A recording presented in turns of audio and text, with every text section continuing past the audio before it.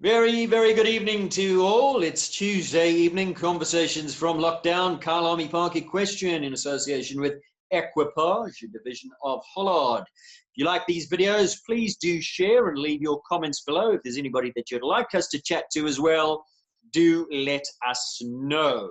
So, it's Tuesday evening. Yes, we're still in lockdown, and this is episode number 16.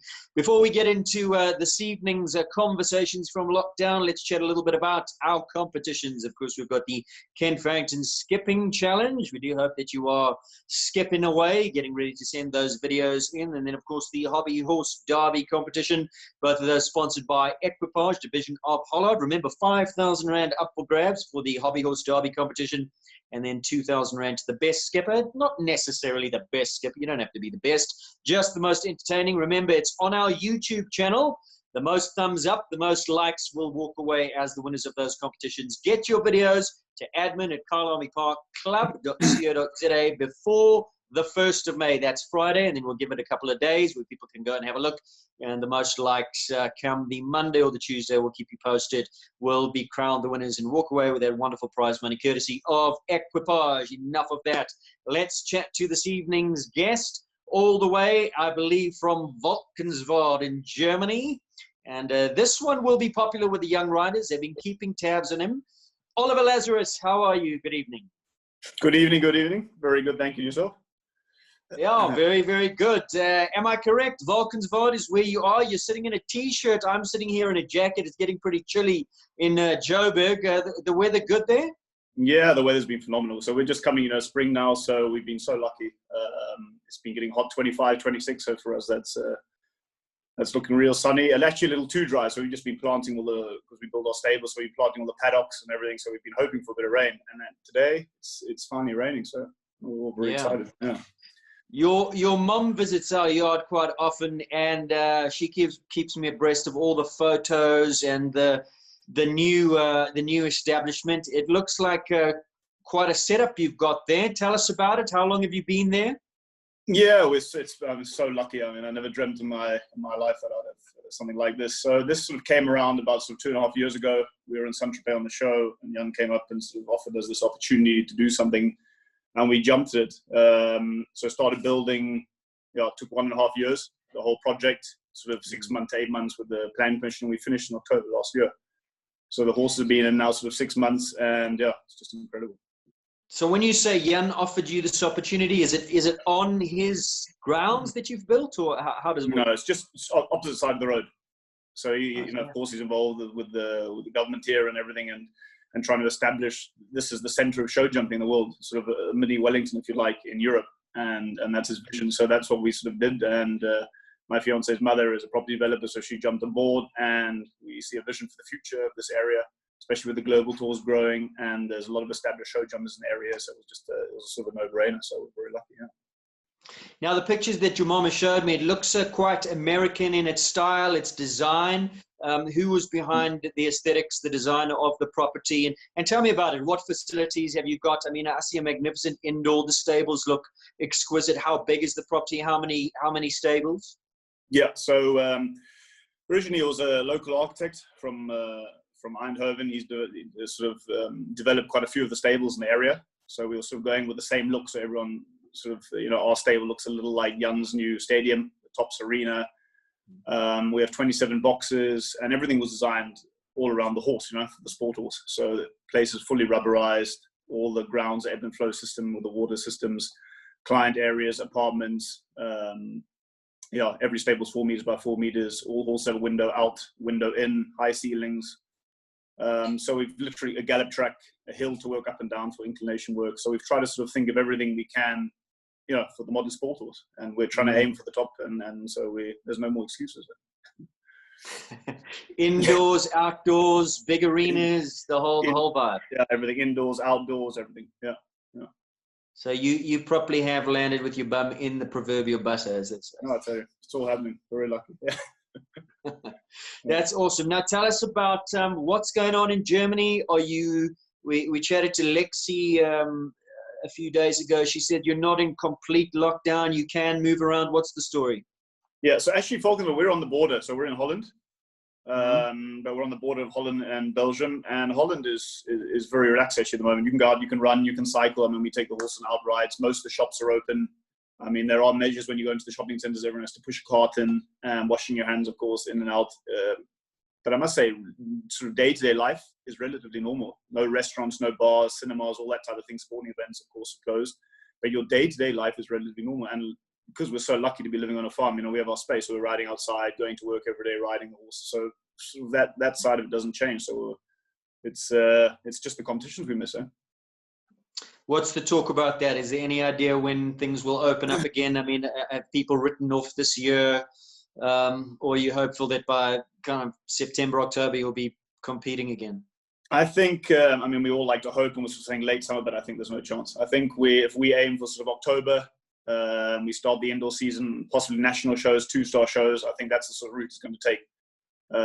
Personally, I think the 5-star shows are going to be the biggest hit because most of them are not established show venues, you know, so that's in the middle of cities, ice hockey rinks, etc. So those places, you know, they need time to book them out, lay the ground, and then there's the big money to sort of from sponsors. And I guess with all these companies being hit at the moment, then going asking for sponsorship money is going to be difficult to raise. Whereas a few of the 2-star events, Oppelbeck, Leer, Peelberg, these shows are established show venues. So essentially, they need the prize money. But so I see some national shows starting, then some 2-stars, but I think the 5-stars will be difficult to get going in the near future. Yeah.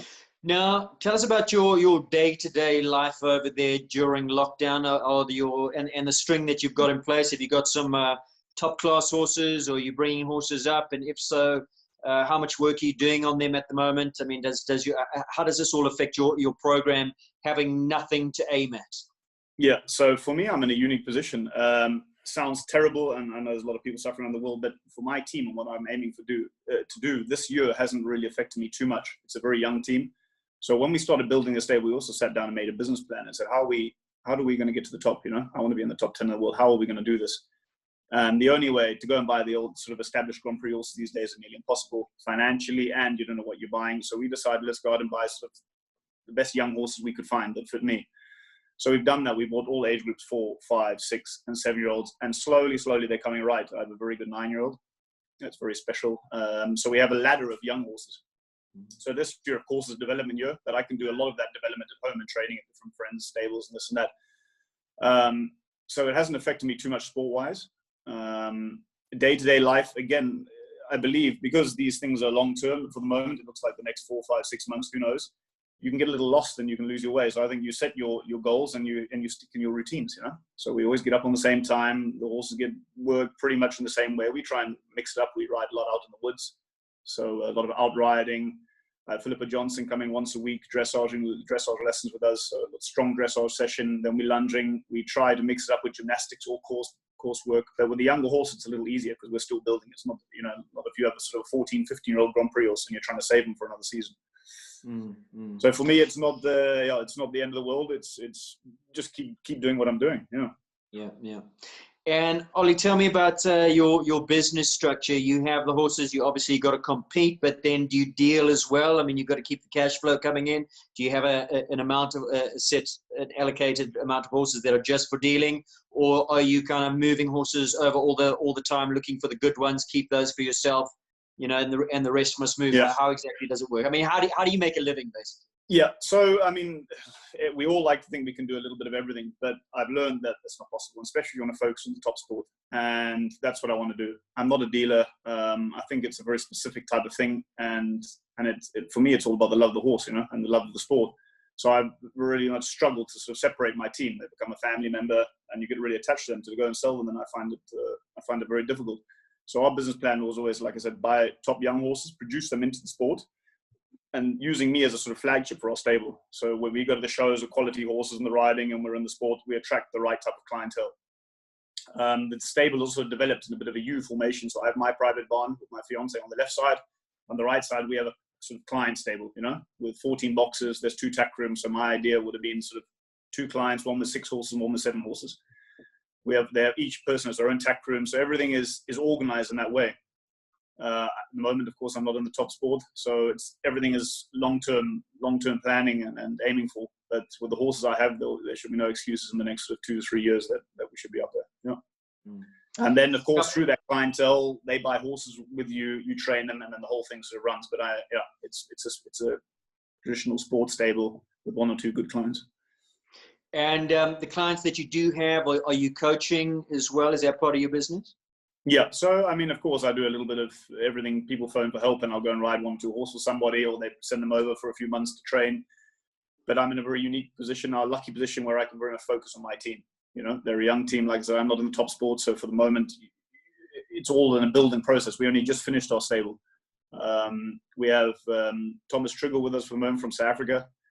He came in January. He's been doing great. He had a great tour in Oliva. He was third in the Silver Grand Prix there, which was brilliant. And he's in our system now too. So he's here. He has 3 horses. I have Ryan Watkinson, who works for us. He's a rider for me.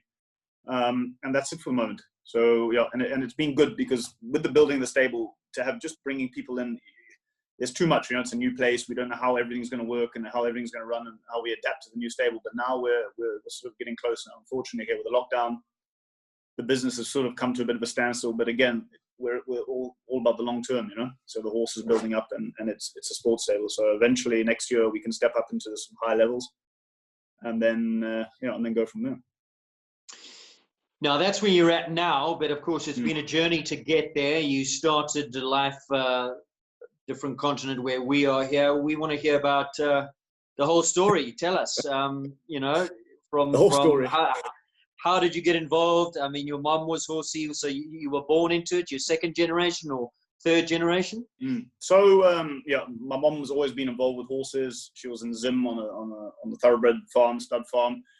So growing up sort of 2-3, I was around there. We went back to Jersey, the Channel Islands, for 1 or 2 years. Mom missed Africa, so we settled down in Cape Town. I think I was 5 or 6 when we went down there. And straight into the riding schools, hunting. Mom was always part of the drag hunt. So it started with the hunting and ponies. And then, of course, it progresses. You know, you get competitive with the showing, equitation, eventing. And and then from there, Mom made me do everything. She said all disciplines are good. So did a bit of everything. And I think it was Trevor Lovegreen took me over to Scotland in 1999, I think it was, for a pony tour in the team. And I was very young at the time. But I guess that was my first big sort of break, because sort of with there, he said, listen, we've got to get you top ponies. We've got to get you into the jumping in the CAs, because at that time I was more eventing and showing. Came back, and a good friend of mine, Andrew van der Lissen, gave me his pony, Sahara Sands, at the time. And I think I won the Western Province Champs with her. And then directly everything sort of funneled towards the show jumping route, you know. Then went to Joburg to Trevor. I got the wonderful pony, Walt Disney Kissimmee. And I'm missing out loads of ponies, of course. But these 2 ponies, you know, were just phenomenal. And they took me to sort of another level, and where I really just wanted to show jump. Then so you're saying you moved away from Cape Town and you relocated and rode with Trevor? You were based there? Yeah, no. So I was still in I was in Cape Town, and we had our ponies up in Joburg. And Mom would, I think 1 year, I think she did 12 or 13 trips up and down with the horse box. And then came the decision a little bit. Listen, this is getting crazy. Either we have to move up there and we really think about it, or we leave the ponies up there and you fly up and down. So that's how it settled in the end. The ponies lived up there. I would fly up and down normally after school on a Friday, compete Friday, Saturday, Sunday. If I won, I got to stay Sunday night. If I didn't, back home, Monday school. And, it was always part of the thing. I had to finish school, matric at least. And then I could focus on my riding. And that was always sort of intention. So then ponies, then I got invited, lucky enough to go and ride over in England when I was 12. Moved over to England in my school holidays, started riding over there. I'd go back and forward again, take school with me. I had a private tutor in the UK. Then I guess where were you based in England? Yeah. I was with Jeff Billington in the north of England. Oh. Yeah, Cheshire, Nantwich. Yeah. So I was there. And tell us about Jesh. He's an old school horseman. What was he like? Yeah, it was a serious character. He was a bit wild. Had a good laugh, and I guess it was a great way for me to sort of break into the European style. We had a lot of county shows, living in the truck, looking after my own horse. So coming from Cape Town, surfing, BMXing, skateboarding, and then suddenly, cleaning boxes and stuff was a bit of a new experience. Yeah. I remember he asked me to go and sweep the yard. I think I just arrived there. So what he said, he watched me for about 2 hours, literally sweeping a 10 by 10 meter. It's the most frustrating thing he's ever seen in his live. And I think it's a bit of a recurrence. Every trainer I've ever had or someone I've gone to work for, they're like, boy, I'm going to train you. I'm going to change you. I said, no, you're not. No, you're not. Um, was there for 12, 13, 14, I think 15, back and forward. We bought a few horses over there, and then things were getting very serious. So we decided, I was like, Mom, I want to quit school. I mean, I know I want to ride now. That's all I want to do. And she said, no, definitely have to finish matric. So that was the plan. Then we moved down to David McPherson, south of London, when I was, I guess, 15 and 16. I was 2 seasons with him. And then I was in Somerset College, in Somerset West. And then for my last 2 years, I went to Somerset private school, and I could do 2 years in one. So I did my standard 9 and matric in 1 year. So I got to finish when I was 17. Trevor had taken me to a place called the German Friendships in Hereford when I was 15. And I got a lesson with Marcus Aining. So I started off the lesson, horse pulled the shoe off mid-lesson. I thought, this was my chance, to be seen by a top guy, and very disappointed, etc. And Uli Rebekson, the organizer of the show, came to me and said, listen, Ollie, Luca is here. If you want, he'll give you a jump around the course. So I thought, oh, brilliant. So hopped in a lesson there with Luca, and he gave me a jump around. And when we came out, Pedro, the Sabuka, the guy that always lets you in, the marshal of the Ingate, he gave us a paper. He said, yeah, if you want, you should definitely phone Luca, because there could be something interesting for you, try to get in there. So we gave Luca a call. My mom called him that evening, and we went around on the Monday after work, after the show. Well, had Luca said something to Pedro passing by, or pass a message? Yeah, I have no idea how the dynamics were. But anyway, we got this paper, and he said you should give it a call. So we went around, met Luca, and he sort of said, I'm very young, but if I'd like, I could go and sort of go there for 2 months and see what happens at the time, or go and work there. My mom said, no, he's still young. He's only 15. He has to finish school first. So he said, anyway, give me a call when he's finished school. So we did our 2 years in one. I was 17, and we phoned him up again and said, look, listen, I don't know if you remember us, but I'm Oliver, I'm finished school now, and I'm sort of ready to come over. So he said, not with the horses, come over by yourself first. So that was October, November, December, for 3 months. So I left my horses up with the Whitakers in the north, and see how you get on. And the first 3 months were a serious culture shock. I tell you, it was a whole new world there. Cold weather, and Riesenbeck at that time was not developed, so there was not much there. There was the local pizza place opposite, which I lived on. And that's how it started. And then after 3 months, he offered me a job, and that's where everything sort of continued. I brought my 2 good horses over from the UK, and they, Crockett and Cassiano, and they were phenomenal. They went above and beyond what we thought they were capable of. And like Crockett, jumped my first World Cup with him, Cassiano, my first Riders Tour, my first Global. So those 2 horses were the horses that really took me up to the next level. Then there's so many. I've been in and out. I've been very lucky enough in my career. I say lucky, unlucky too, but lucky that a lot of people wanted to work with me over the years. So I've had amazing opportunities, also a lot of disappointments and people letting me down, but I wouldn't change any of it. So I've had a lot of owners that sort of want to do something. You go there and they take horses away and this and that. So there's been a lot of chopping and changing. I think I've left Lucas 3 times over the years and gone back again. I was riding in Cologne. I had some owners up in near Wolfsburg. They let me down. So I've been sort of moving around trying to find that place, Lucas has always been home, and Marco Kutscher, they've always been fantastic to me. So they're still their mentors to me. I look up to them, and still the system is all based on their system. Not much has changed. Then is that part of the game? There, you talk about, from what I'm hearing, you have to hustle. It's about finding the owners, finding the horses. That seems like part and parcel of this gig, that you need the support. I tell you, these There's days, so many people who are looking for it. You have so many guys that are fantastically talented, that work like hell. So there's such a big pool of good riders. So you have to separate yourself. You have to put yourself above the rest of them. And I guess in this modern day and age, I would say when I was younger, I thought, if you're a super talented and you work hard, you're going to make it no matter what. But that's not the case. You see a lot of top riders that never make it. And I think these days you nearly have to be sort of a better businessman. You have to manage to get wealthy people around you and get the right infrastructure and teams around you. And from there, maybe get the people that things you can't do. You try and put people around you, that can do those things. And I think that's part of it. So the modern sport is much more business than a sport these days. Yeah. That seems to be something that Ludger's always been very good at. I've heard a lot that he is a real operator when it comes to sponsors. He dresses immaculately. He talks the talk. He knows how to keep his sponsors happy. Were there ever the conversations with him about that? Is that ever something that is taught, or is it something you got to figure out by yourself? No, he's just an ultimate professional, you know, and he was always, I think he was ahead of his time 20, 30 years ago, you know. He's all about fitness, eating healthy, working out. Yeah, and it's all about that. It's taking the sport to a professional sport. I think back in the, you know, the day, the sort of culture was drinking, partying, getting wild, and he was the other one. You would have learned that part with Jeff Billington. Oh, of course. You'd be rude not to, huh? But I love a good party and a drink and a gin tonic in the night. But still, there's separating. And, you know, I think today I found a very good balance in my life. I have my core group of friends around me. When I go on the show these days, okay, it's also I'm older. When you're young, you go and you first step onto the big shows, you like to party and you go a little wild. But these days, when we go on the shows, it's a business. There's too much money invested, you know, too much people that are relying on you and supporting you. So when we come home, I'd much prefer to have a dinner party now, have a few drinks and get wild at home. But definitely on the show, he taught me fitness, running every day, getting in the right mindset. And I think that's what Luca's strengths are. And then looking after the people around you. I mean, he's had the same owner, Madeleine Schultz, pretty much his whole career. And he's looked after her. And it shows, you know, they've had all the success in the world. You know, he told me a wonderful story a few years ago. Again, some finer points. I had been let down by some owners, and I sat down and I was so disappointed. He said, Oliver, when I started with Madeleine, we bought an expensive horse. The very first show, it was a disaster. And he said, I was on the way home and I thought, what a disaster. We buy this new horse, you know, it's a new owner. Things haven't gone well. What do I do?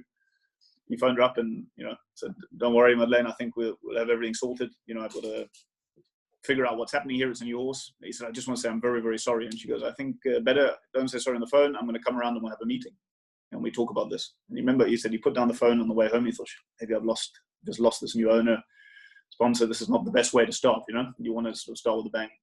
He was a bit worried. She came around the next day. They had a meeting and he again started off, listen, we'll sort this out. We'll find a solution. The horse is good. And she said, listen, I'm not interested. She said, I invested in you as a person, not the horse. And I think that says it all, you know. And these are the type of people you want around you. And then, you know, 3 or 4 Olympic gold medals later and after, and this medal, everything what he's won in his career, together they've won. And I find it's an amazing story, you know. And it's someone with foresight and seeing the future, and you know. Tell me about that transition from the English county yard of Jeff Billington to that Germanic, very structured approach of Ludger. Was there a big, did you have to adapt? Was it a big adaptation? And then I'm sure viewers would love to know about Ludger, his systems that he has in place, the kind of training that he does. Yeah. So like I said, I was at Jeff, where it was a great introductory course for me. I just learned to be in Europe, you know, first of all, being away from home, young, living in someone else's house, going on the road, living in the truck, looking after horse, all that basic sort of horsemanship and just being competitive, you know, not too much consequence, not too much thinking and planning. It was more get stuck in and win, you know. And I think it was a great introductory, and doing all those county shows and getting a feel for England and making those long-term friendships. You know, still today, Tom Knox, Joe Whitaker, these guys are my best mates, and that's from all when we were 12, you know. So it's getting your feel. Then I went to David down south, and I guess he just refined everything, you know. He taught me a bit more the horsemanship and the fine dressage point. And then to go to Luca was actually not a big step, because I'd done sort of that attacking riding, trying to win, then the finer dressage style riding, and then going to Luca, there was that nice mix. I think if you just went there without any dressage and any sort of work ethic, you would have been in trouble, because it's hard work and it's discipline and it's a lifestyle, you know. It's not just a trainer. It's not. And I think that's what it's all about. You go there, and it's, if someone thinks they're going to go there and Luca's going to teach you to put your heels down or teach you to ride a course, it's not that, you know. That's not the training you get there. It's a lifestyle of training. It's a mindset. And people always ask me, why do all the young guys become successful? Henrik von Eckermann, Philip Weishaupt, Marco, when he was young, he went there. And again, it's this mindset. I believe it's a confidence and it's stability. You know, when you go to the show, you can make a mistake, you get a bollocking and this and that, but you know you're safe. You know, you're protected and you feel secure. And I think that's what Luca gives to people. He gives you that security, and that's why people flourish there. And yeah, sort of it speaks for itself. He has had 3 or 4 riders in the top 50 in the world, 3 or 4 in the top 10. So it's an incredible school that they have going on. And when you were there, your day-to-day routine, how many horses were you riding? Because I mean, we think we work hard if we ride, you know, 5, 6 horses a day, and we've got guys to help with the stables and the running of the yard and the mucking out. Where there, it's an operation, boy. Yeah, like at Luca's, you have to clean in the morning, so everything starts at 6:30, cleaning all the boxes. when you start off, you go and groom for one of the other riders, and then you start building up over the years, you get your own team, etc. But sometimes when you have your own team, you have 15, 16 on your list. You maybe have one groom, max 2. So you're helping cleaning out, then you're riding sort of between 8 and 10 a day yourself. But often that you're tacking them up, doing them off. So it's a lot of work. And when I say riding, it's not 15, 20 minutes, you run in 45 minutes, 1 hour. So there's a lot of, you start 6:30, and then you finish at 6 at night or in the evening. And it's pretty much the whole day riding. It's quite physical. But it's good when you're young. I truly believe sort of anywhere from 17 up until 30, you've got to do these things. You've got to get stuck in, especially if you want it and you want to be involved in the sport. You've got to be able to do everything, driving. And it's not just the riding, it's driving the truck through the night. When I was 18, I just got my truck license and I got to ride Bordeaux World Cup at the last moment, and you just said go. So I took a truck and trailer by myself and drove, I think it was 16 hours. So these are incredible.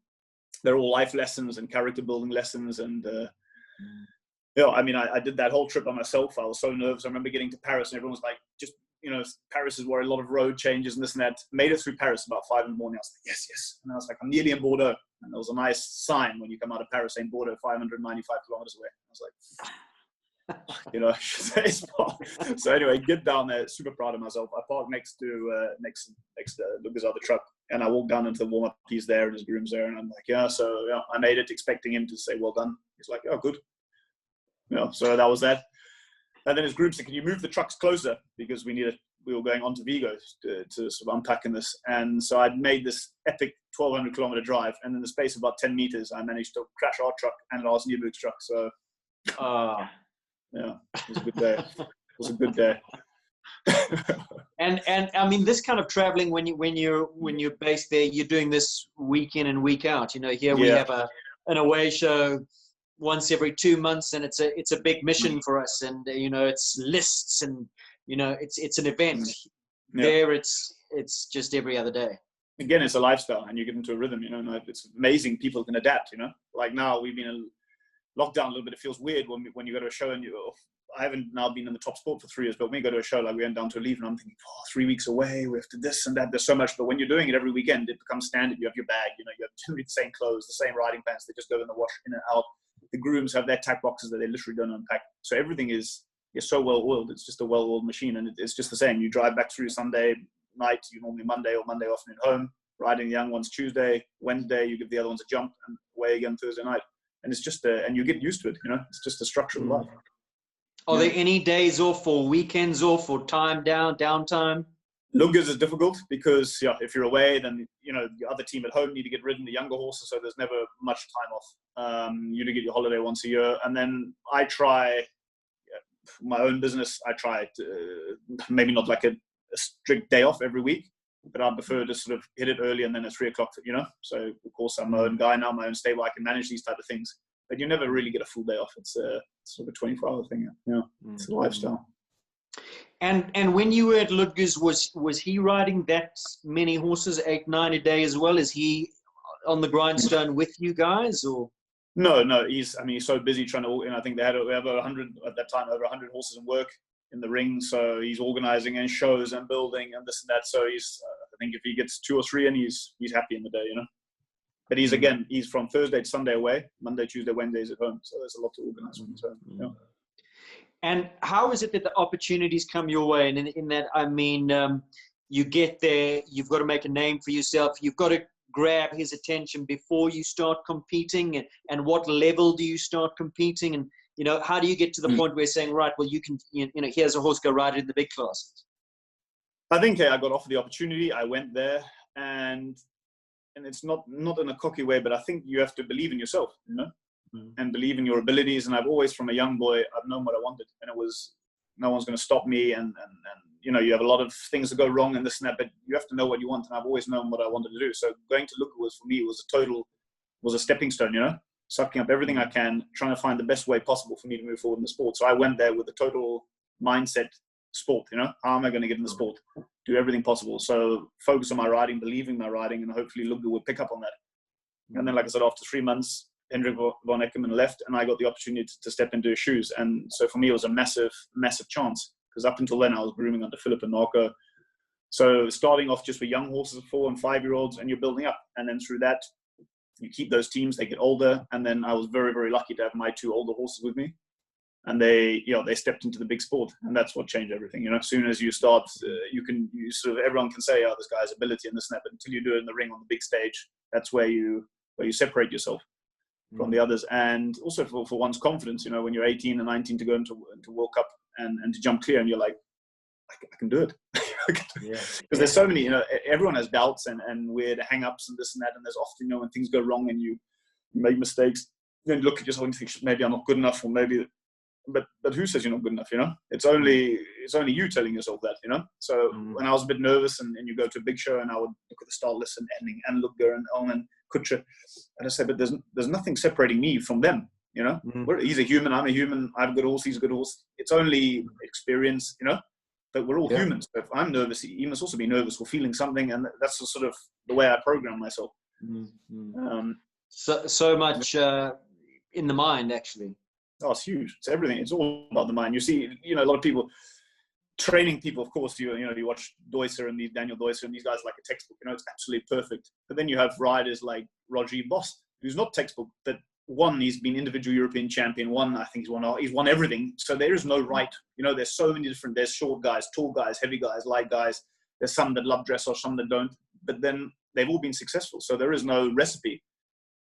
I think you have to find your own way and believe in yourself and believe in the system that you take. And then you adopt bits on the way, You have your mentors, and Luca is this little bit the same body size as me, which I think helps.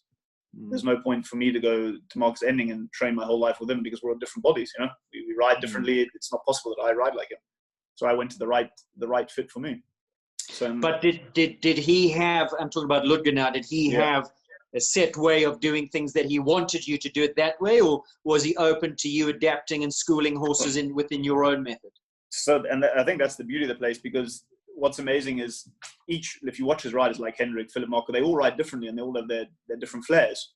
But there's that system, that ground base, of very, very strong, good dressage and not over jumping the horses, And I think that basic system, and it is very basic. It's nothing technical about it. It's just very accurate riding. And, silly metaphor, but I guess it's like a building. If you have that good infrastructure, that base, the building goes high as it wants. It's when you have that rocky, uneven ground, the building you can shoot up quickly, but it's all falling apart, And I think that's the system, and it's with anything in life.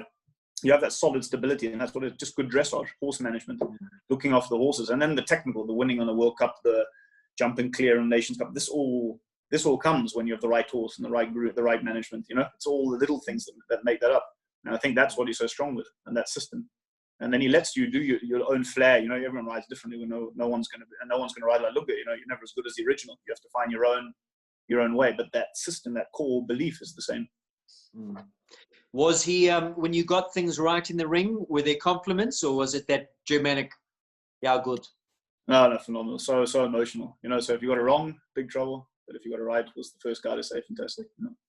Oh, brilliant. Yeah.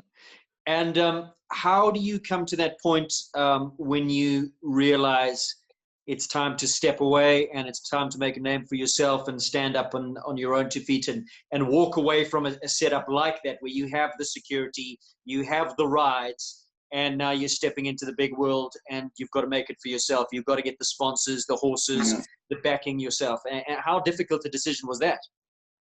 Probably shouldn't have done it. It's a wrong decision. No. It's I've always been, and for, I don't know, maybe it hasn't benefited me, but it has benefited me in 2 worlds, because I've always been, I want to be my own man, my own brand. And as much as I'm thankful to Luca and everyone, I want to be recognized as my own man, not Luca's man, And so it's always been a bit in my head this way, that I want to do things, I want to be my own person.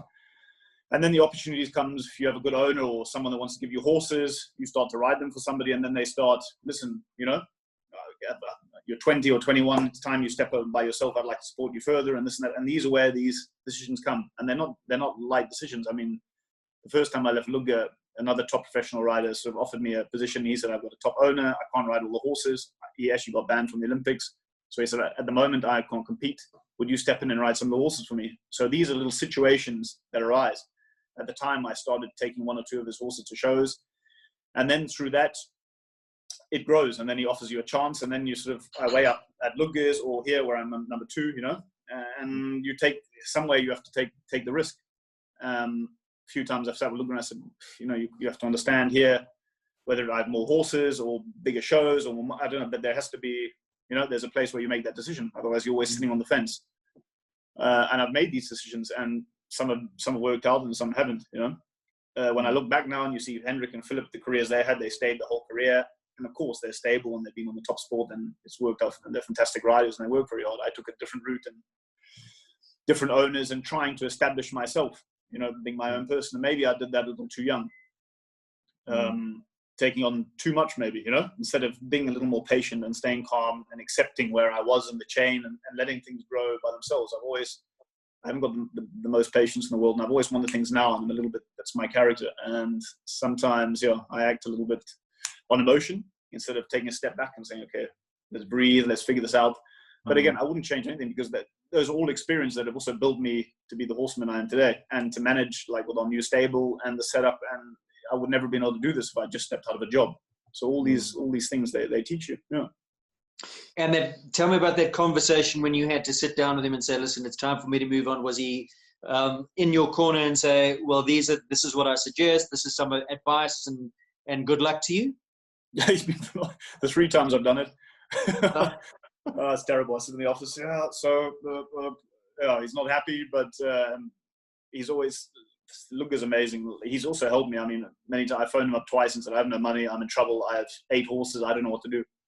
And he said, listen, come for a meeting tomorrow, we'll sort this out. I was in Vigo on the World Cup one year, and my boss at the time let me down big time. It was being super strange, took a horse off me at the World Cup show. Luca was there. I went to him and I said, Luca, I'm in trouble, I don't know what to do. He said, come straight home. So he's just phenomenal like that, you know. He saved me many times. But when you leave, yeah, he says his piece. He says either he agrees with it or doesn't, but he can understand it, but thinks it's the wrong move. But ultimately, it's up to you. And yeah, that's sort of the way I've seen it. You know, I'll store it and act it. Some of the owners that you've had since him and some of those experiences, the good horses, the World Games, you know, after the post-Luca, how's it all planned out? So yeah, I've been lucky enough to do 2 World Games. First World Games, I was on a great horse. Unfortunately, sound-wise, he was struggling, you know. I truly believe if he was fit and healthy, he would have been really up there because I thought I rode really well there and the horse felt great, you know. It was just unfortunate that sort of things happened as they did. And the World Games in Normandy was a great experience. I rode Pull Passage and he gave me everything. I mean, he was a fantastic Grand Prix horse, but a championship horse over days was something else, you know. And like Joe Whitaker rode him as an 8-year-old, and like he always thought that as a Super 140 horse, but no more. And it's amazing. He sort of turned my idea of horses on his head because we all have our idea of horses. I love blood horses, quick from the ground, a bit spooky, a bit sharp. That's the type of horse I like. But in the end, Grand Prix horses generally always look a bit the same: long legs, long body, tall, power jump. You know, that Grand Prix horse, it makes sense. You know, high jumping. You know, people that do high jump at the Olympics, long legs. And Buller came along, not so big, small, very light. I'm a tall guy, and he wasn't a scopy jumper, you know, but unbelievable quality and careful. And I remember jumping the first time, and I thought, this feels terrible. I'm super scared. You know, so go bigger than 1.20 meters doesn't feel good. And that horse would go into the ring and just would do the business. And it's just a phenomenal. If someone sent me him today and didn't say, you know, and you jumped him outside, I would never even ride him. I'd say, listen, it's not my type of thing. You can take it home with you. It just literally anything over 1 meter felt scary. But you'd go in the ring and he would do it. So he's flipped my beliefs. So I give, you know, he's that can't give you much confidence, Oliver, going in the ring on a horse like that. You've got to have proper belief that it's all going to turn out as you go through the start. Yeah. Normally it doesn't, but with that horse, it turned out for the ride. Yeah, it was just a phenomenal animal. And he went in and he would fight, and you know, whether it was 140, 150, 160, he just kept doing it. And before that, all the good horses I had, whether they're superstars or just good horses, but they were good. I mean, you know, to jump big classes, they need to be good horses. They need to physically be able to do it. And that horse, I truly believe, couldn't do it, and he did it. You know, so he changed a lot of ideas in my head. That was a good year after Luga's. I was 1 year with Jochen Scherer in Cologne. He's Katharina Offel's old boss. I was there, and it was a good 10 months. It was the first time in a long time that I focused just on sport. I didn't have to worry about training people, bills, invoices, this and that. Literally, I was a riding sort of machine, you know. I'd get my text message on my flight on my phone, drive to the airport, or someone would take me there, drop me off, fly to the show, compete, fly back on Sunday, ride Monday, Tuesday, Wednesday, fly again.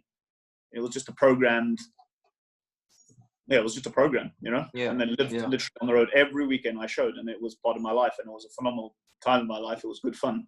Unfortunately, and my boss at the time, we started to see different ideas of how horse should be looked after and this and that, and different ways the business should go. And I decided to step back and take a different route in life. I was a little burnt out from all the bad people in the world, you know. Unfortunately, with our sport, we have these wonderful animals that can't talk. And you do get the bad side of it is you get people taking advantage all the time. You get. I mean, I've come across the worst people, and I guess that's another pitfall of a young guy with not the money enough to. My family have been absolutely phenomenal. My mom has supported me and sold houses and given everything to the cause. But there is a point. It's such an expense. It's like Formula One. You know, it's such an expensive sport, and we just couldn't keep doing it. Hence why I had to take jobs and start to work. And as a young guy, you do everything in your power to get that horse, you know, and that job, and to get yourself onto the big sport. And it's not that you're doing things that you don't want to do, but you maybe take a horse from an owner you don't want, you know, with difficult people, and you're taking risk here and there. And in the end of 2014 was a time for me just to take a step back from the sport and reflect and just say, listen, my whole life, literally since I'm 4 years old, it's been show, ride. It's always been about riding. And I was a little burnt out from all the badness, to be honest. I took a step back. I went to the States for a month, and I just traveled. I did some clinics in Australia, in California. And a friend of mine then at the time said, listen, Oliver, he was a wealthy guy. I've been friends with him for a few years. He said, I want to be part of the sport. I want to be part of your team. Let's do this together, you know? No more the traditional guys and this and that. You and me, we're young guys. We're going to sort of attack the sport together. So I thought, shit, that sounds amazing. So he said, I'll build the stable and you do the business. I said, let's do it. So he started building the stable. I moved to Belgium to start my own business. And it was a fun time in my life. But unfortunately, the guy, for whatever reason, didn't finish the stable. And again, another learning curve, you know, you're there in a new country again, changed businesses, houses for the 20th time, new house, setting business up in Belgium, this and that, new owners. So I was there for a year and a half. Unfortunately, didn't finish the stable. I was in Wellington and Sunshine Talks, sort of going back and forward. And I said at the end of April, I said, if it's not finished the stable, then we cut pass and I'm going to find a different solution. Me and my now fiance, Georgie, at the time, was sort of getting more serious. And the opportunity came to sort of move to Germany, back to Germany, and sort of ride from the stable with her. And so that's where it all started for me with Georgie and our business together. So I moved from Belgium back to Germany for another year and a half, I guess. And we were based out of Cole Schneider stable where Hendrik von Eckermann is. And we just started slowly building up. I rode some young horses for them. Then we invested in horses together, and it's just slowly building up. And then this possibility came with our stable, and that's where we are here. Wonderful. Well, we wish you the very best. Now she's from the Magic Millions sales family, I believe. Yes, yeah. She's from Magic Millions. So have you cultivated an interest in thoroughbreds or racing since you came on the scene? I think her father's desperate for us to get into the racing world, but no, we like jumpers. Yeah. Tell me about the whole, because overseas, you know, the Global Champions Tour. This is like Formula One of show jumping. That's the way it's gone. It's very, very money driven, and there are two sides to that. There's one that's the ultimate. That's where everybody wants to be. But then again, it's only limited to the top 30 in the world. And you hear guys like Steve Gaddart who are pretty anti it, and they don't want to compete. And where do you think the sport is going? And from your perspective, what are your opinions on the whole thing? So the global tour, I mean, of course, like everything, there's negatives and positives. The positives are it's injected a whole heap of money into our sport. It's put it onto another professional, the next level up, like PGA Tour, Formula One. There's definitely a huge media presence around now. I mean, even me who loves show jumping, Nations Cups and World Cups and this and that, even I am following, you know, I follow the global tour results all the time. I'm checking on and off. That side of it is amazing. The bad side of it is you get a lot of talent. If you're a top young rider coming up, it's very difficult to break into those teams without money. To be really honest, you're not going to get into one of those teams unless you're very, very lucky that you get put onto one of those under 25 slots, or you have the right connections, or an owner, or someone buys you in. You're not getting onto those teams, and then not getting onto those teams, that means a lot of the top 5 stars you don't get into. That's the ranking points, the prize money, and the whole thing is difficult to break into there. But on the whole, I think it is a positive because, like I said, it challenges the FAI a little bit too. You know, I think before a World Cup, if you won a World Cup, it was like €20,000. which is of course a lot of money. But in the scheme of things in Europe, it's not a lot of money. That's keeping your stable going for 2 weeks. You know, it's doing nothing. You know, whereas the globals now, you win 100. You know, you win a Grand Prix, you're 100 grand. You get into those Prague playoffs, it's like 11 million euro for the final there. So it's huge money. So there's pros and cons, and I think with everything, and without it, the sport would be, I mean, pure wise maybe better, but the way the world is going, and we need money, you know, things need to move forward, and I think that's the way it will go forward. But like I said, I like guys like Steven that are totally against it, and Steve's my sort of modern hero in show jumping, phenomenal rider. But he is from a European country, so he gets to ride the FEI Nations Cup, so he still gets all his 5 stars, you know. He gets all the World Cups in the winter, so he can nearly afford not to ride them. If you're not in one of those A teams, it's very, very difficult to get yourself in the top 30 of the world if you're not doing the globals. Yeah. What is your plan? Because you spoke about Nations Cups, and of course, it's virtually impossible for us to field a team. Can you ride at those as an individual? What shows are kind of on your radar? Yeah. So, like I said, my team is young, but we are starting to get an interesting age now. One's 9. I have 2 7-year-olds, very good. So it's a very green team. But the 9-year-old is exceptional. Truly, everyone always thinks they have the best horse, but I think I have the best horse, and I think she will be the best horse in the world. She is so special. Next year is a little early, but I would like to try to get myself on the team, on one of those global teams. You know, not to do every tour because I don't have enough horses for that. You know, my team is only 5 horses, very small but top quality horses.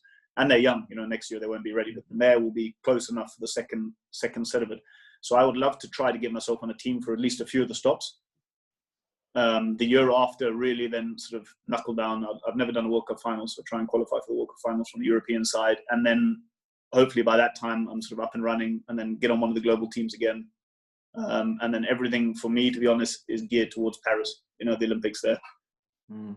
It's a, you know, very, very long term again, but everything is set up.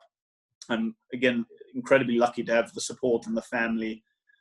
My fiance, my family, her family, our grooms. I've tried to put like a sort of crack team around myself, you know, because it's not a one man, you know, it's impossible to do it by yourself, and try to get all the right people. I have my old groom that was with me when I was 18 doing my first World Cups. She's taken over stable manager. We have Michaela, who's my show groom that travels over with me. She's from Peter Fredrickson. We have Ryan Watkinson from South Africa who's riding with us. All good people. And I'm not just looking at performance wise, you know, I'm looking at good people. Good, you know, for me, that's important. When I come in the stable in the morning, I like atmosphere, the horsepower. I have an osteo physio around. She's worked in Formula One and Olympics and this and that. She's with us. We have Philippa Johnson working all the dressage for us. So I've tried to get this team around that it takes that pressure off, you know, and everything is set up for where we want to go. Yeah. So it's like a Formula One team. You're getting all the pieces in place, and it takes a long time. The stable now is finished, and all these things are building up. So instead of 2 to 3 years, we're where we want to be. Yeah. And sponsors that you've got in place, or are you still looking? Is there space for more sponsors? So anybody might see this and go, "Hey, man, that's something I'd like to get involved with." I mean, is there room for sponsors? Anyone wants to buy a horse? Desperate times. I have, of course, all the normal equipment stuff. I'm sponsored. Unfortunately, Equiline and me departed ways the end of last year. Totally understandable. They've supported me since I'm 18 years old, but I'm not in the top sport at the moment. I'm not even on the world ranking. So for me, this last few years have just been about building. You know, we've been building our stable, and things work in funny ways. If I was on the top sport, I would never have been able to sort of focus on the stable, focus on Georgie's been riding a lot the last 3 years. And now the stable's done, I can start to focus on myself again a bit. So yeah, not in the ranks. So Equiline's gone, but CWD still support me. They've been brilliant. I've got Cask helmets, Parlanti with the boots. So it's small sponsors that keep things running. Yeah. Little bit. The day-to-day expenses and the show fees, I mean, they're astronomical. They're astronomical. So we have Magic Millions that are our title sponsor. They help us a lot. We have a lot of trucks on them. There's jackets. It's plastered everywhere. That's fantastic. George's they might want to see you on a thoroughbred one of these days, though. That's George's job. But her family have been fantastic. You know, they're a horse family too, and sort of where my family have left off, they've sort of stepped in to help. You know, so it's total. It's a phenomenal, very lucky place to be in now. Mm-hmm. Now you've got Tom there with you and Ryan. very, very difficult for South Africans with dreams to go to things like World Games because, you know, of our export protocol. So would you be open that South Africa, perhaps, if our federations got hold of you and said, listen, we've got some money, can we start a base? Because this seems to be what people, what we need, that we could send young riders over there, train, get some experience, come back, and eventually along the way try and formulate some sort of plan. Yeah, so I got to be honest. I've been in Europe since I'm 12. I've been in Germany since I'm 17, and I've tried to offer this many times over the years, you know, and no one has ever even contacted me about coming over. And I find it strange. Not talking, but I've been in some of the best stables in the world, and even they've offered chances to come and be a part of it, and no one has ever even contacted me, sort of willing or wanting to try to do something together. So that's always been baffles me a little bit, because you see all the other countries that are strong, you know, Germany, Belgium, Sweden, they look after each other, you know, and they're all helping each other. And somewhere in our sport, we're losing that. And that's really honest. You know, maybe I upset people saying that, but that's somewhere we lack this. There's, I don't know why, but there's always this South Africans all around doing different things, you know. I've never ever been where we all stay together and be on a training camp together or make a plan together. This has never happened in all the years I've been in Europe. And I think that's one of the big hindrances in our sport, you know, that our top professionals, we don't work better together. I think it helps the cause for everybody, you know. Yeah.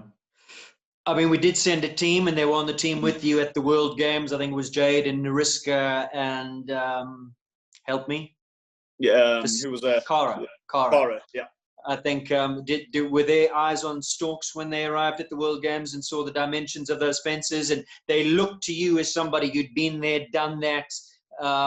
So what advice did you give them over the course of those couple of days? So, I mean, to be fair to the girls, I mean, they're also I think we probably must have been the youngest team at the games, you know. Most people, if you look at like in Germany, and I mean, most guys, if they're lucky, if they get a championship in their 30s, you know, most people, you get 1 or 2 championships in your life. So we're a very, very young team, all under 25. 2 of them first time even on that level, you know, and then Cara and me competed in Kentucky. So of course it's a big step up, and there's a bigger step up when you're not doing it every weekend. And all of us were based over in Europe, of course, and competing, but still there's a big difference from running on 5 stars every weekend, doing globals, Le Balls, you know, all these big 5 stars every weekend. So you step into a World Games scenario, and it's no different. Okay, of course it's the World Games, but the actual, it's a show. It's just another weekend, you know. We put in our heads every 4 years, but for someone, and it's not against a lot of those girls maybe doing the 3 stars, did the odd 5 star or the 4 star. They did great when they're there because there's a lot of pressure. But to go step up from a 2 or 3 star straight into the World Games, it is a massive step. And that's for anyway, you see often, that's why in the end, generally the medal win is always coming from the best countries in riding, because they're just used to it. How should you, and that no matter how talented you are, or no matter how hard you work, a guy that rides Aachen every year, used to that 50,000 people, big jumps, the pressure, to go to like the World Games or Olympics, it's not of course it's pressure, but it's not a big step up, you know. They're used to that pressure cooker. If you're sort of doing a 5 star once every 2 months, and you do a 2 star here, and to go in there, it blows your mind away, you know. It's a whole different world. And that's where we come back to the point where we need somebody like you with a facility like yours, that people can come and train and go to those shows and ride the horses and get the experience, and it becomes second nature. Again, it has nothing to do with how talented someone is or how hardworking. If you can't do it from somewhere else than Europe, if you want to do it properly, I'm not saying you can go to the World Games and hang on and maybe go to the finish, but if you want to do it properly and have a chance to qualify for the Olympics in Paris as a team, and to finish in the top 10 of the team, and, you know, get into the individual final, to do that and that on that level consistently, you need to be here and you need to be jumping the big shows. You need to have that feeling of that pressure, you know, and to be riding against the best riders in the world and be in big jump offs and feel that. You know, there's no chance to it's too much of a step up. Some of your highlights to date, and then looking to the future once that string of yours is going. We look forward to seeing this horse that you're touting as possibly one of the best in the world to come. And what if somebody comes along and says, "Hey, Oliver, I think that horse is the best in the world. You know, here's a blank check. Write your number." He's not for sale. No chance. Not. No chance. So what is so the Olympics is a big goal. Is that the dream? It's such a straight, you know, because growing up, of course, there's World Games and there's rankings, but I don't know why. For me, it's always been about the Olympics. You know, it's been an obsession since I can remember. Yeah, it's the Olympic Games. It's all the Olympics. Yeah. With Tokyo now a year later, what's the talk of the town, people? Is this going to upset the apple cart, affect Well, team selections? Do we start all over again, rebuilding? it'll be here. I think team selections, well, I don't think it'll change too much. I guess the qualification quotas for each country or continents, the groups, I guess they will stay because they've qualified. I think where it would affect people is, let's say you've sort of kept your horse, you have a 15-year-old, this year was set up for it. You know, everything was ready. Sort of 15 is the last year where you're up there, you know? I think for people having horses on the end of their career, this has been a disaster of a year. You know, prize money wise, when they're 15, you win the most prize money. They have all the experience. They're still, you can keep manage them sound wise. 16 is starting to get old. You know, it's starting to get difficult. You have to really pick your shows here and there. So if you've missed out that 15-year or 14-year, it's a difficult one because you missed out essentially the best year of the horse's career. So for the older guys with more established horses, difficult. For people that maybe had one that was on the sort of verge, a little too young, so someone that maybe had a super 9-year-old this year or a 10-year-old that was a bit green, but just, I mean, then next year is perfect. Yeah. Who are you touting to walk away with the medals? I mean, I know that Steve Guidati was saving Bianca. He put her away, didn't jump the World Cup finals because a year or more down the line, he was looking at the Olympics. Now that's 2 years away. And suddenly, does she need a few outings again before she gets there? Is she, you know, how does it all, who do you think would have been in the running? I just think that Ben Mayer with Explosion has just been the pair to beat. And Martin Fuchs with Clooney. I think these two, if they were not in the medals, you'd be surprised, you know? Olympics is always a crazy thing because it's not like a World Games. You don't carry your faults to the final. So essentially Sunday is a free-for-all. It's just one massive Grand Prix. So you can get someone that hooks it clear and then, you know, things can happen. But if I had to put money on, I'll put it on one of those two to get a medal, definitely. And the horses are still, I mean, Explosion's young. So I think anyway, next year it doesn't affect him. Clooney is on the perfect age now. So I think next year the same. So I think if those two were not in the medals, I'd be really surprised. Yeah. Where you are at in your career and having jumped all those big classes, do you have anybody that you still look to and go, wow, that's a role model for me? Yeah. Okay, growing up was always John Whitaker and Ludger and Marco Kutscher. These guys for me were just phenomenal. Now in my sort of era, I look at Steve Guidat, Daniel Deuser. I think these guys, they epitomize what modern show jumping is, you know, and two very different riders. One is like a textbook, is absolutely perfect. The horses educated is just wonderful. And then you see a guy like Steve. We were in Oliva. He was there with the young horses. Bianca was there. And it's just a horseman. You know, every day you see him cantering on the beach with no boots on in the water. And I think that's what the world misses these days. It's one thing being a top professional and winning, and, you know, going in there and winning every class and being world number one. But I think it's another thing to be a horseman. And I think a lot of people, you know, in the modern sport, there's not many horsemen. And I think Steve is a real horseman. You see him riding horses out in the woods and cantering in the hills. And I think this is what the show jumping sport needs. You know, we got and that's the bad side of the globals, where people are all obsessed with the flash and the money and all this appearance from the outside. And for me, that side of it I don't like, and it bores me a little bit, you know. And you got to show us, I want this and I want it. I'm not interested with that, you know. I like real horse people that feel the horses, educating the young ones in a good way. And I think that's so much more important, you know. And it's a lost trait, and it's a dying trait. There's not many like it anymore. Why do you think that is? Because of the way it's gone, that it's gone so money-driven and professional that it's just a horse has become a commodity and one goes, the next one comes? Absolutely. I mean, it's like everything in the world, things are speeding up and it's all about money. It's a total business, you know. So people don't have the time anymore. And even if you have the time, if you produce a horse slowly and the horse has a few down, then the owner starts getting twitchy. Oh, the horse was maybe worth 3 million and we didn't take that, and now the horse is having a few down. Oh, I lost. And there's a lot of pressure. You know, whereas before, well, a lot of people own their own horses, had an owner for life, and they had that time. There wasn't, you know, there was maybe, I don't know, 10 5-stars throughout the year. So you had time to have one down here and there, and it was not a big deal. But these days, there's so much money behind it, and owners, they're swapping and changing, and horses being bought left, right, and center. So I think people are always worried about the money, you know? And they have to be, because it is so expensive.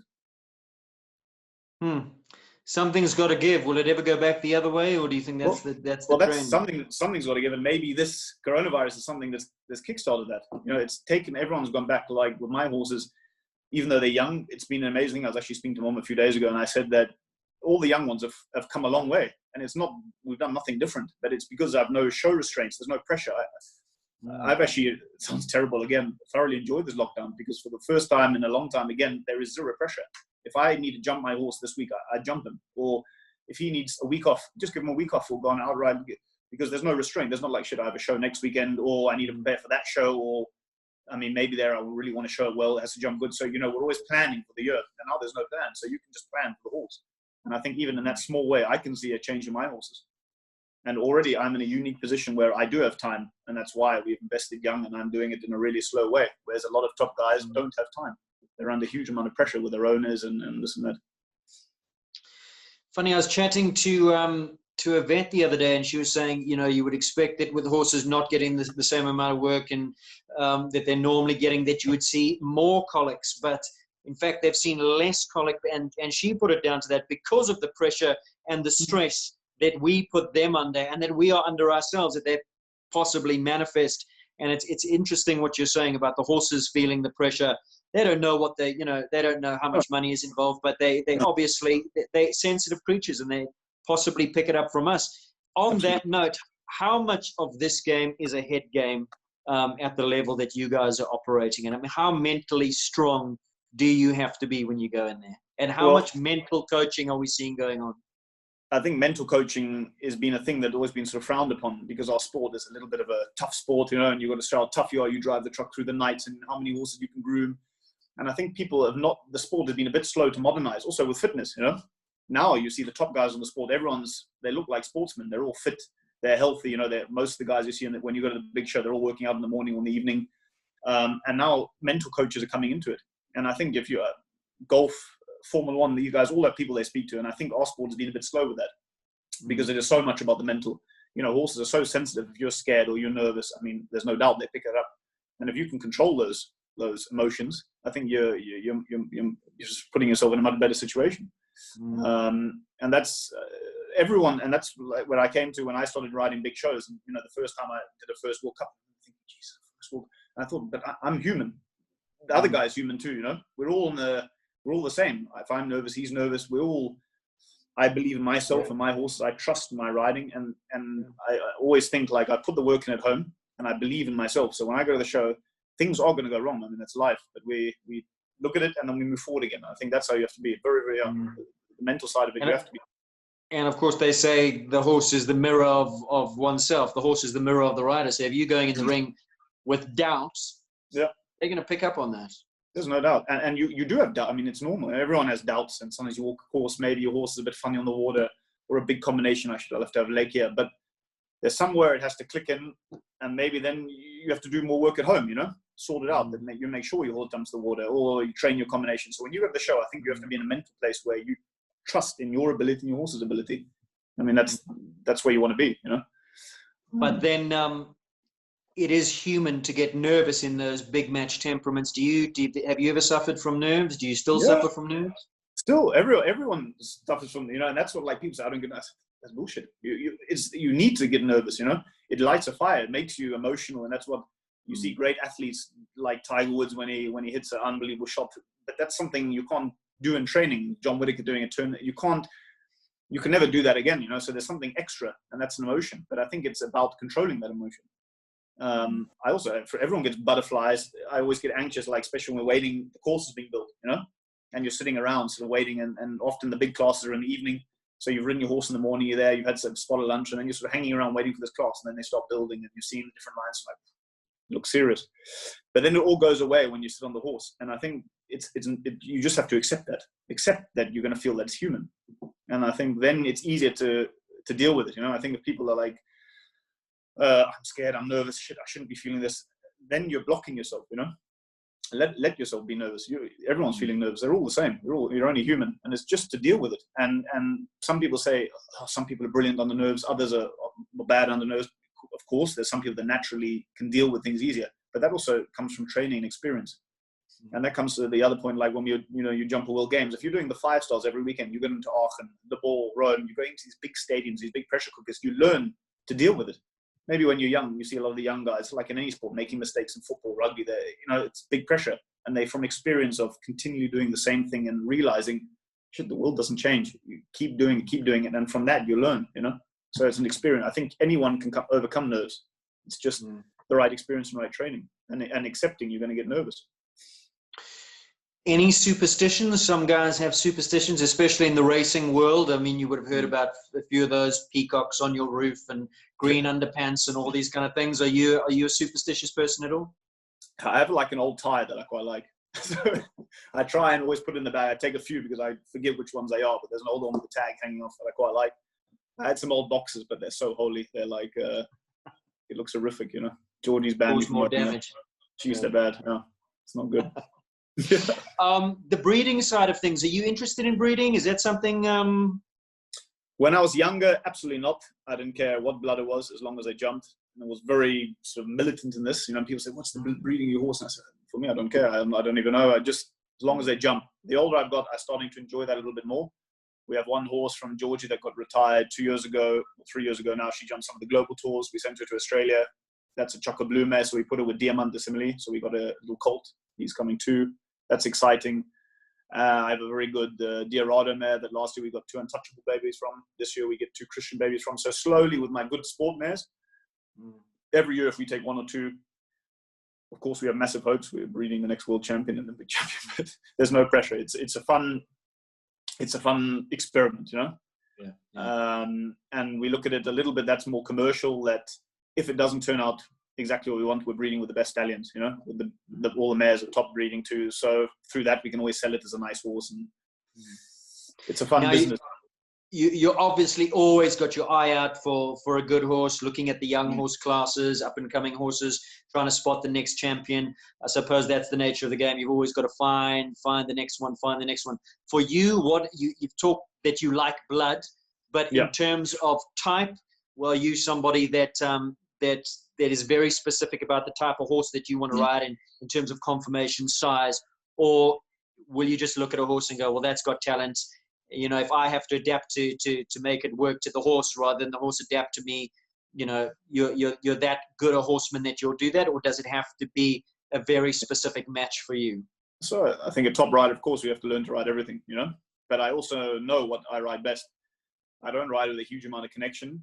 I don't ride with much leg, but I think I have a lot of feel, and I need a blood horse that's taking me to the jump. So for my style of riding, I need something ultra careful, and it's quick from the floor. This suits my style of riding. They're always going. I can sit quiet with a bit of open space and give them a lot of confidence. But in saying that, of course, over the years, riding for different owners and dealers, you have to adapt and ride everything. Also, I grew up on my big part of my career in Germany, so German dressage. So I love a good dressage base. So you have to ride cold horses and slow horses. But definitely my type is super careful, quick blood horses. That fits my profile. And funny enough, I'm being a tall guy. I think I'm 186. Still, I've always had most of my success on smaller horses. And so generally today, of course, my type, when I go and look at horses, a jumper is a jumper, but I would never go and buy a big slow horse. It doesn't fit my philosophy and my style of riding. And it's not what I'd like to put Georgie on, and people that come and train me, I like a certain type of horse, you know? So because it fits my style of riding, it fits my system, it's what I like. But in saying that, of course, we have to learn and adapt. But if people send me a horse, then you can't be as picky, because you're getting paid to ride different horses. You have to sometimes take things on that you don't like. But if I'm buying horses, if a sponsor comes from you or an owner, there's definitely a type of horse I like. Yeah. And then final question before we say goodbye. If you were to rate, in your opinion, the greatest show jumping horse there's ever been, and there's been the Hicksteads and the Balloubets and the Chapelous, that's the first part of the question. And then in your era, the horses that are out there campaigning now, take your horses out of the equation. We know you've got the next world champion coming up. He doesn't count in this question. The Biancas and the rest that are out there. If you could go, wow, I wish I could have had that horse, which horse would that be? Okay.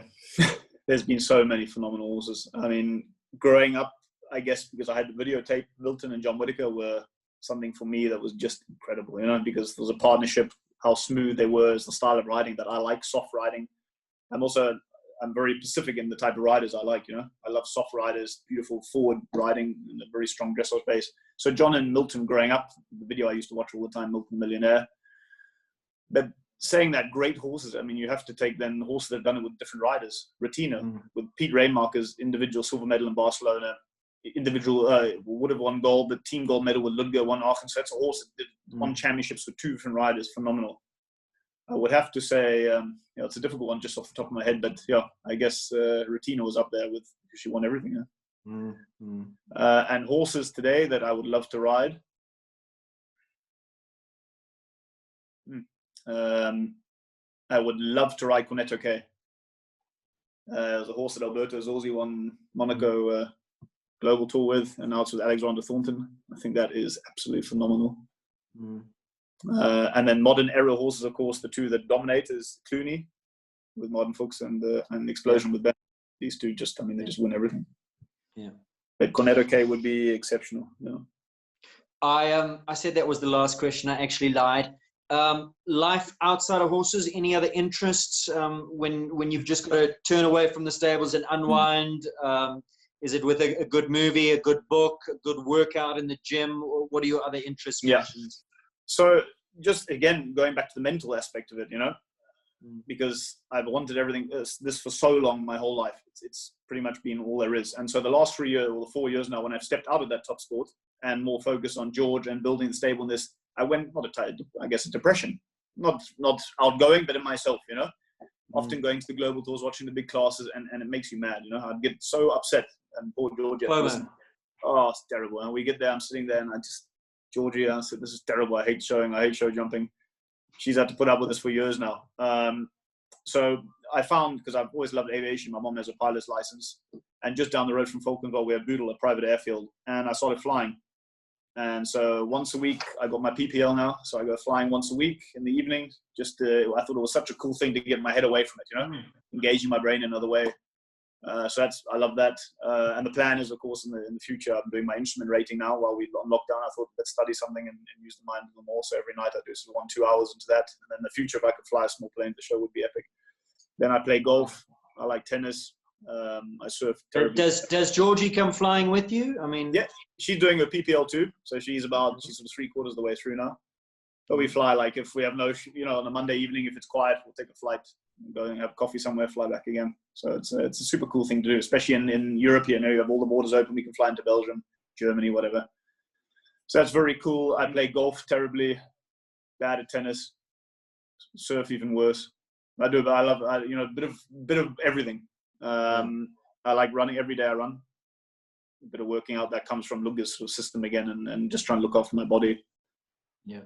And then when I'm back in South Africa Wildlife, of course, I always go up to Kruger for a few days. How often do you get back to South Africa? Not enough. It's funny, whenever I had a job like Luca's or wherever, I'd always have my 2-week holiday and then straight home. You know, it was just a thing I always did around New Year's or Christmas.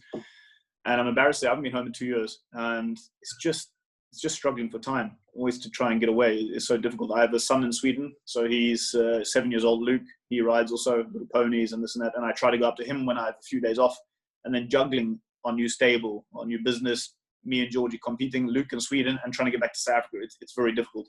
We go back to Australia once a year in January for Magic Millions, the big race day. So we have to be there showing our face. And yeah, it's just difficult. Timing is very, very difficult at the moment. And then I believe you're going to be walking down the aisle soon, or it's just happened? When is it? Yeah, so it was supposed to have happened. And 30th of March, and we're wearing rings now because it was supposed to have happened. I got the date engraved on the inside, so it's all very odd. The 30th of March, and it didn't happen. But we're looking at dates again. Who knows? We have it again now for the 7th of October, but I guess that won't be happening. So possibly next year. Oliver, it's been wonderful, wonderful chatting to you. We wish you all the very best. Please keep us updated. I mean, your mom does, but we'd love to see. We'd love to see pics and videos of you when you get back on the show circuit. We're going to talk to the federation, say, hey, there's this able chap over in Valkenswaard. He's got this base. He says, you know, anytime. Open to invite. You're more than welcome to come over anytime. I would love it. We have it's a little South African. We have Ryan, you know, we have Tom, and we have Philippa. So it's the first time in my life I've actually got we have 4 South Africans all together. Yeah, pretty cool. We'll vacuum pack the biltong and ship it over. And I'm sure you're going to get a few takers. All the very best to you. Thanks for chatting. Really, really appreciate it. Thank you very much. It was great chatting here. Have a nice evening, and yeah, washing your hands. Take care. Cheers. Cheers.